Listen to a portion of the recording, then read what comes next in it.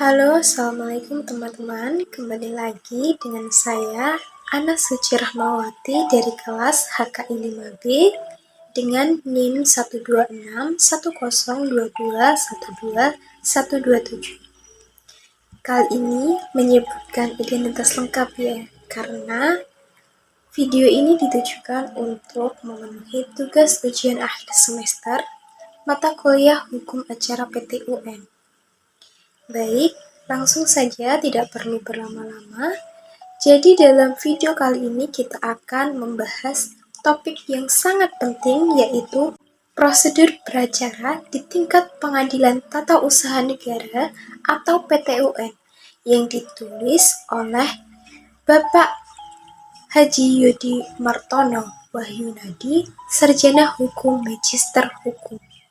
Sebelum kita masuk ke dalam pembahasan inti, mari kita kenali terlebih dahulu asal mula pembentukan Pengadilan Tata Usaha Negara yang selanjutnya disebut PTUN. PTUN dibentuk melalui keputusan Presiden dan hingga saat ini ada 26 PTUN. Pembentukan PTUN di beberapa kota diatur oleh berbagai keputusan Presiden seperti Kepres nomor 52 tahun 1990, Kepres nomor 16 tahun 1992, Kepres nomor 41 tahun 1992, Kepres nomor 16 tahun 1993, Kepres nomor 22 tahun 1994, dan yang terakhir adalah Kepres nomor 2 tahun 1997. PTUN memiliki wewenang untuk memeriksa, memutus, dan menyelesaikan sengketa tata usaha negara pada tingkat pertama. Wilayah hukum PTUN melibatkan beberapa kota dan daerah yang ditentukan dalam keputusan Presiden seperti Jakarta, Medan, Palembang, Surabaya, dan lainnya. Memasuki tahapan pemeriksaan. Jadi, seseorang atau badan hukum perdata yang merasa kepentingannya dirugikan oleh keputusan tata usaha negara dapat mengajukan gugatan ke PTUN yang berwenang untuk mengadilinya. Maka, penyelesaian sengketa di PTUN akan berjalan dengan tahapan-tahapan sebagai berikut. Tahapan yang pertama, penelitian administrasi. Penelitian administrasi dalam konteks tata usaha negara dilakukan oleh kepaniteraan sebagai tahap awal pemeriksaan terhadap gugatan yang telah didaftarkan dan diberi nomor register. Proses ini dimulai setelah penggugat atau kuasanya menyelesaikan administrasinya dengan membayar uang panjar. Meskipun di dalam Undang-Undang Nomor 5 Tahun 1986 Undang-Undang Nomor 9 Tahun 2004 tidak secara tegas mengatur penelitian administrasi. Pasal 62 ayat 1 huruf B menyebutkan bahwa jika syarat-syarat gugatan tidak terpenuhi, penggugat diberitahukan dan diperingatkan. Dan di dalam Surat Edaran Mahkamah Agung Nomor 2 garing tahun 1991 tentang petunjuk pelaksanaan mengenai penelitian administrasi disebutkan, petugas yang berwenang meliputi panitera, wakil panitera, dan panitera modal perkara. Setiap surat gugatan yang masuk harus segera dibubuhi stempel dan tanggal. Identitas penggugat harus dicantumkan secara lengkap dan model surat gugatan harus memuat nama penggugat pribadi terlebih dahulu. Jadi, pendaftaran perkara dilakukan setelah pembayaran uang atau pajak biaya perkara yang ditaksir oleh panitera. Jika penggugat bertempat tinggal jauh, pembayaran uang muka dapat dilakukan melalui PTUN terdekat. Surat kuasa khusus bagi kuasa hukum harus dikuatkan oleh pejabat yang berwenang dan tidak perlu didaftarkan di kepaniteraan PTUN. Setelah pendaftaran, Staf kepaniteraan akan membuat resum gugatan untuk memudahkan pemeriksaan perkara oleh ketua pengadilan. Dengan demikian, penelitian administrasi merupakan tahap awal yang fokus pada aspek formal gugatan TUN, termasuk diperlukan untuk melanjutkan proses hukum. Tahapan kedua, proses dismisal. Jadi, setelah penelitian administrasi, ketua pengadilan melakukan proses dismisal untuk menilai apakah gugatan penggugat layak dilanjutkan. Pemeriksaan dismisal dilakukan singkat dalam rapat permusyawaratan oleh ketua. Ketua dapat menunjuk seorang hakim sebagai reporter. Dalam prosedur dismisal, ketua pengadilan berwenang memanggil dan mendengar keterangan para pihak sebelum menetapkan dismisal. Dismisal sendiri dapat diputuskan jika pokok gugatan tidak termasuk dalam wewenang pengadilan. Kemudian, syarat-syarat gugatan tidak terpenuhi. Kemudian, gugatan tidak didasarkan pada alasan yang layak. Kemudian, tuntutan dalam gugatan sudah terpenuhi oleh keputusan TUN yang digugat. Kemudian, yang terakhir, gugatan diajukan sebelum atau setelah waktunya. Penetapan dismisal ini ditandatangani oleh ketua dan panitera. Penggugat dapat mengajukan perlawanan dalam 14 hari setelah dismisal diucapkan. Proses perlawanan dilakukan singkat dan jika diterima pokok gugatan akan diperiksa dan diselesaikan. Ada poin penting untuk dicatat bahwasanya putusan perlawanan tidak dapat digugat lebih lanjut.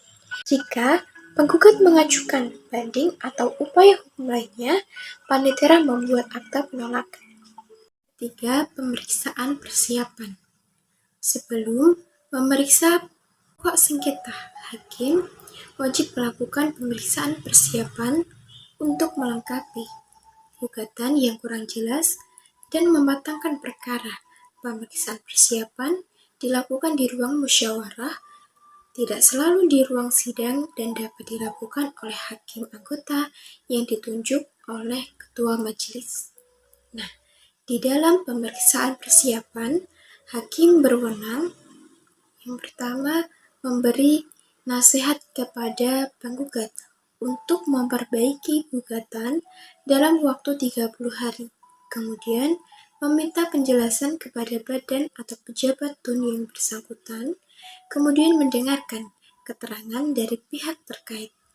Kemudian, yang terakhir, mengumpulkan surat-surat yang diperlukan.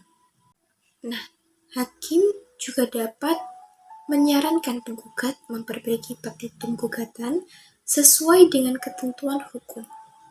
Tenggang waktu 30 hari untuk perbaikan gugatan tidak bersifat memaksa dan hakim dapat berlaku bijaksana dalam memberikan kesempatan untuk memperbaiki gugatan. Dalam pemeriksaan perkara dengan acara cepat, tidak ada pemeriksaan persiapan. Setelah ditunjuk hakim tunggal, maka para pihak langsung dipanggil untuk persidangan. Tahapan keempat adalah persidangan. Pemeriksaan persidangan TUN dilakukan dengan acara biasa dan acara cepat. Ketua majelis atau hakim memerintahkan panitera untuk memanggil pihak-pihak terkait dengan surat tercatat dengan jangka waktu pemanggilan tidak kurang dari 6 hari. Nah, di dalam pemeriksaan dengan acara biasa, pengadilan melibatkan 3 orang hakim, sedangkan acara cepat melibatkan hakim tunggal. Sidang diadakan pada hari yang ditentukan dalam surat panggilan. Nah, di sini hakim ketua sidang bertanggung jawab memimpin persidangan, menjaga tata tertib, dan membuka sidang untuk umum. Namun, dalam kasus sengketa yang menyangkut ketertiban umum atau keselamatan negara, persidangan dapat ditutup untuk umum. Jika pihak tidak hadir tanpa alasan yang dapat dipertanggungjawabkan, gugatan dapat dinyatakan gugur dan biaya perkara harus dibayar. Setelah itu, penggugat dapat memasukkan gugatan kembali setelah membayar uang muka biaya perkara. Putusan terhadap pokok gugatan dapat dijatuhkan setelah pemeriksaan pembuktian dilakukan secara tuntas. Hakim menentukan beban pembuktian dan dapat memberikan petunjuk kepada pihak-pihak yang bersengketa mengenai upaya hukum dan alat bukti yang dapat digunakan. Dalam pemeriksaan saksi, Panitera membuat berita acara sidang yang ditandatangani oleh Hakim Ketua Sidang dan Panitera. Pemeriksaan saksi yang tidak hadir dapat dipaksa oleh polisi. Proses pemeriksaan dapat ditunda jika terdapat lebih dari satu tergugat yang tidak hadir dan sidang dilanjutkan tanpa kehadiran mereka jika tidak hadir pada hari yang ditentukan. Setelah pemeriksaan sengketa selesai, kedua pihak diberi kesempatan untuk mengemukakan pendapat terakhir berupa kesimpulan masing-masing. Tahapan yang terakhir adalah putusan. Setelah kedua belah pihak mengemukakan kesimpulan, maka Hakim Ketua Sidang menyatakan bahwa sidang ditunda untuk memberikan kesempatan kepada majelis hakim bermusyawarah dalam ruangan tertutup untuk mempertimbangkan segala sesuatu guna putusan sengketa tersebut. Putusan dalam musyawarah majelis yang dipimpin oleh Hakim Ketua Majelis merupakan hasil pemufakatan bulat, kecuali setelah diusahakan dengan sungguh-sungguh tidak dapat dicapai pemufakatan bulat, putusan diambil dengan suara terbanyak. Apabila musyawarah majelis tersebut tidak dapat menghasilkan putusan, maka permusyawaratan ditunda sampai musyawarah majelis berikutnya. Apabila dalam musyawarah majelis berikutnya tidak dapat diambil suara terbanyak, maka suara terakhir ketua majelis yang menentukan putusan pengadilan dapat dijatuhkan pada hari itu juga dalam sidang yang terbuka untuk umum atau ditunda pada hari lain yang harus diberitahukan kepada kedua belah pihak.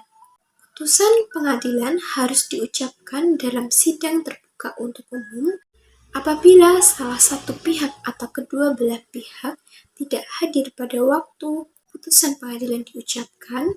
Atas perintah Hakim Ketua Sidang, salinan putusan itu disampaikan dengan surat tercatat kepada yang bersangkutan. Tidak diucapkan putusan dalam sidang terbuka untuk umum mengakibatkan putusan pengadilan tidak sah dan tidak mempunyai kekuatan hukum. Demikian pembahasan kita mengenai prosedur beracara di tingkat Pengadilan Tata Usaha Negara atau PT-UN yang ditulis oleh Bapak Haji Yodi Martono Wahyunadi, Sarjana Hukum Magister Hukum. Jangan lupa untuk memberikan like dan bagikan video ini kepada teman-teman yang mungkin tertarik juga dengan topik ini. Terima kasih dan sampai jumpa di video berikutnya.